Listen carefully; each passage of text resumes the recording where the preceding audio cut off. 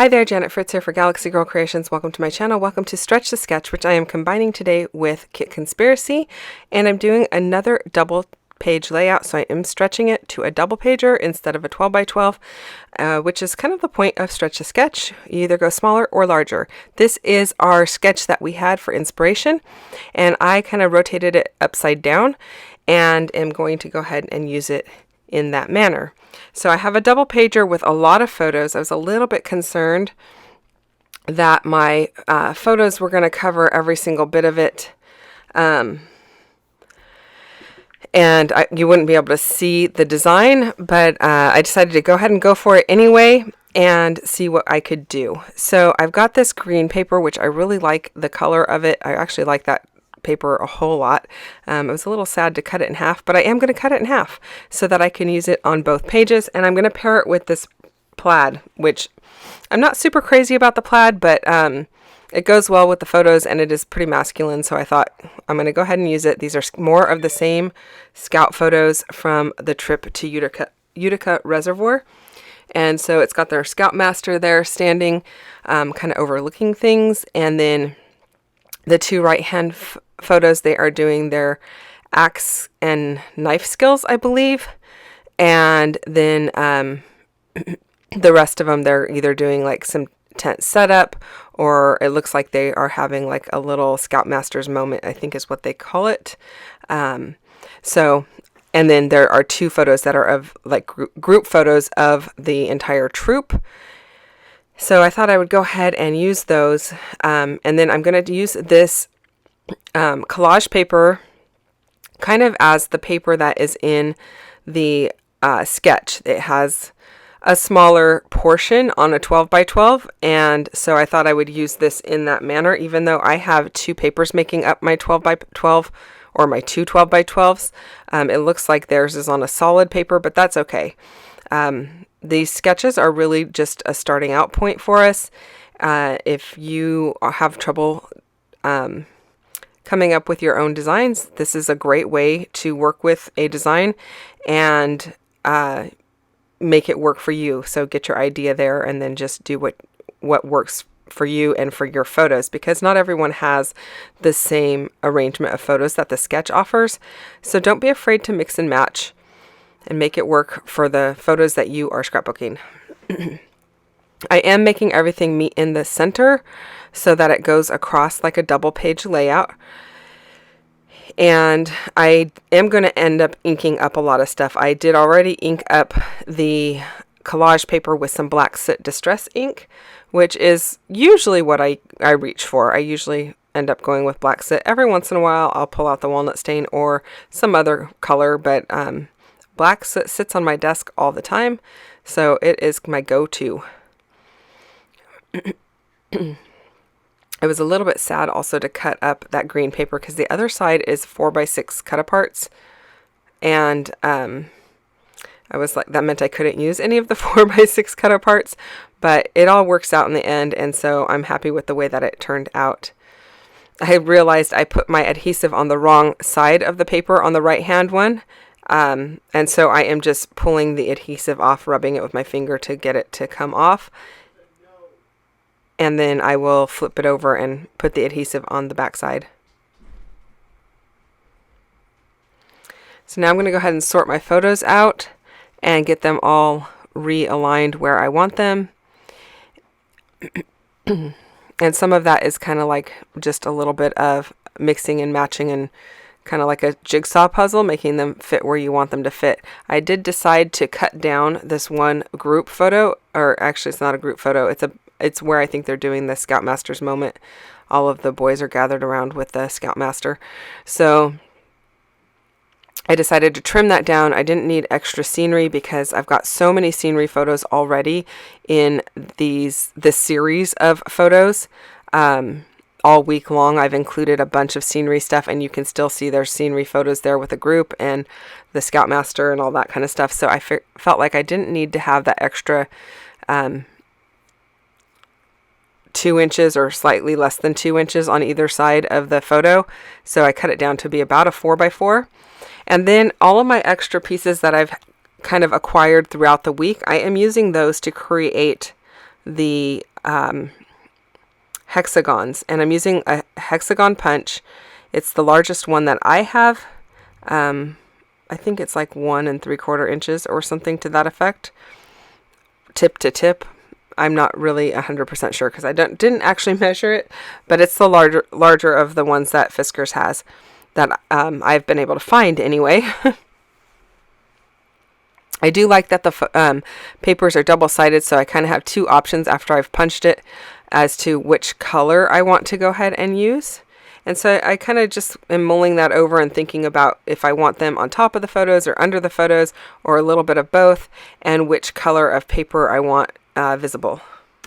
Then I'm going to go ahead and ink all of those up with some more black soot just to make them stand out. As you can see there, they definitely pop a lot better off of the page with some black soot. If they don't have that black soot, they kind of just get a little bit lost, and I don't want them getting lost because that is kind of like the whole idea of the design of this particular sketch that we are using.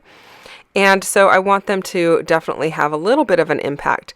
Now I thought I'd use those black and white stripe ones, but I don't end up using them. They just compete way too much with the brown and green plaid. So I will flip some of those over and use the opposite side, but I left it there on the page just to see if I liked it, and I don't. And what I'm doing here is I ended up peeling up the paper, the collage paper, so that I could punch some of that green and brown plaid paper from underneath where it's going to be covered up, and then I can use those pieces in my hexagon design as well.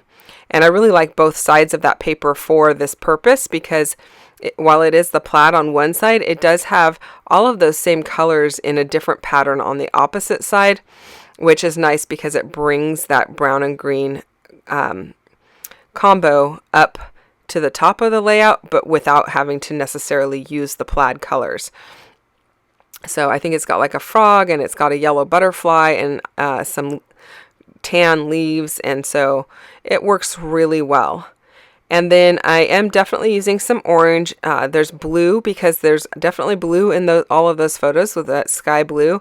And then a lot of the boys have orange shirts on, so I thought that worked really well. Some different pops of orange there to just give some added color. And I really like the way that it's looking so far. I'm trying not to place hexagons next to each other that have similarly sized patterns on them. So the hexagon that has the tree with the bear or the moose, I don't want next to the one that has like the frog and the butterfly on it. That makes it a little bit too busy. So I'm trying to spread those out a bit so that they don't compete when they're right up close together.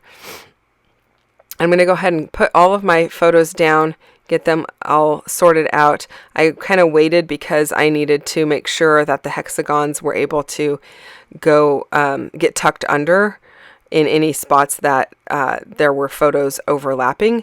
And so I did not put my photos down until I kind of figured out where my hexagons were going to lay. It is easy enough to kind of pull those photos up a little bit because I am using my ATG gun to put them down. But once I put the hexagons down, they are done because I'm using liquid glue for that. And it's just a lot easier and saves me a lot of time in trying to put ATG on the back of all those hexagons. I can just squeeze a little glue out and be done. While I go ahead and get those all situated, I just want to remind you this is Stretch to Sketch, so we take a 12 by 12 sketch and we either shrink it or we make it larger and create a layout with it. So you will find in this group or in this series that some people go large, some people go small. We've had people in the past go all the way down to a card size, traveler's notebooks, 6x8 albums, and anything in between that and a 12 by 12 has been done. 9 by 12s, 8.5 by 11s. So there's a lot going on in this series. I do have a playlist for all of my videos on Stretch to Sketch on my channel. And we've been doing this for 4 years now. So there's quite a bit there for you to check out. And then you can also visit all of the links down below for everybody who's playing along today with Stretch a Sketch and using this same sketch that I'm using. So we all use the same one usually. We kind of veer away from that in May, which is our anniversary month. So yeah, otherwise we usually use the same sketch. So you've got lots of inspiration using this sketch. And then I will also have a link down below for MK's channel, so you can go and check out what she has done today with Kit Conspiracy. Now, she does play along with Stretch the Sketch as well. And I don't know why I'm having trouble saying that today. I think it's because my throat is still not feeling great. So I actually need to drink a little more water. But anyway, she is playing along with Stretch a Sketch as well. So I am sure she's probably combined it with Kit Conspiracy, because otherwise we would have, well, multiple layouts or multiple videos on one day, which, you know, is not unheard of. But when we compare it up, we try to do that. So go and check out what she's got going on and give her a little bit of love as well. Today is the last day for this week's Kit Conspiracy. Tomorrow we will have a new video showing you what our kit is for next week. Okay, so now I'm going to work on my embellishment clusters. I really like that foam piece that says "Take time to enjoy nature." And then I am just kind of going through the die cuts and seeing what else I think will work. Now I've got a lot of busy stuff going on in the background, so I'm trying to figure out the best way to make things pop, and I'm going to ink everything up again because of that. And then I'm going to work in some layers here. So I've got some larger pieces at the bottom, and then I'm going to have some smaller pieces at the top. Trying to pair things up, trying to figure out where I think they would go well together. Going through everything. I am going to add some tags underneath or into each of my embellishment areas. Although the tags are there just for looks, there's not going to be anything written on them. And they are just stuck down. Two of them are definitely from the sticker sheet, so you wouldn't be able to pull those in and out anyway, unless I back them with paper. But the other ones are from the ephemera packs, so those ones you could potentially make it like a pocket and pull them in and out and put some journaling on it if you wanted. But I have so many photos and so many layouts for this particular trip, and so I don't really feel like I need to add a big journaling spot, because I have that on at least one of the other layouts, and then I have smaller journaling areas on the other layouts. So I didn't feel like it was a big deal to just like not have a ton of journaling on this one. So I am popping the little holes out, and then I do put a little bit of twine through them, and I don't know if I do that on camera, so you will see that in the close-ups, I believe. And I'm just using a white twine, just keeping it very simple and kind of a little more rugged, and I do like the way that it looks. It's kind of like an off-white, so it looks really good. And again, with the tags, I'm inking those up so that they pop, otherwise they kind of get a little bit lost. And then layering up my embellishments. As I mentioned, I thought about putting that boat there, but the trees are going to get tucked underneath this foam piece. The foam was still sitting on top of the clear plastic that it came on, just until I decided for certain that that's what I wanted to use. And then the rest of it I just put back in to its packaging, and I'll save it for another layout. I do like the trees layered up underneath where it says time to enjoy nature. I think that adds to that little area right there and gives it some actual, like, more interest. And I like it because you can still see that the hexagons are behind it, but the hexagons aren't so overpowering. And I'm kind of working towards that direction on the opposite page. Now those two tags that are in the photo at the top there, I'm not going to add anything really to that area. I'm going to leave that pretty simple. It's not really another embellishment area, but because I don't have a ton of room at the bottom of the page, I wanted to add those tags somewhere. and so that's where I decided to put them. I didn't want them to kind of get lost down below. So I'm tucking some foliage in here, as well as this little signpost, and I am going to trim around the signpost to get rid of some of that white border, and then I will put some foam underneath the tips of those foliage pieces as well as the signpost to give some added dimension. And I think that also helps differentiate it from the background. It makes it pop a little bit more. And so I'm liking the way that that looks. That little round piece, I'm not exactly sure what that is. I know MK wasn't sure either when she used it. But it looks like a little medallion of sorts. I don't know. But it just is a different shape. And so I do like adding different shapes to the different areas because it softens the layout, especially when you have a lot of squares or a lot of right angles going on.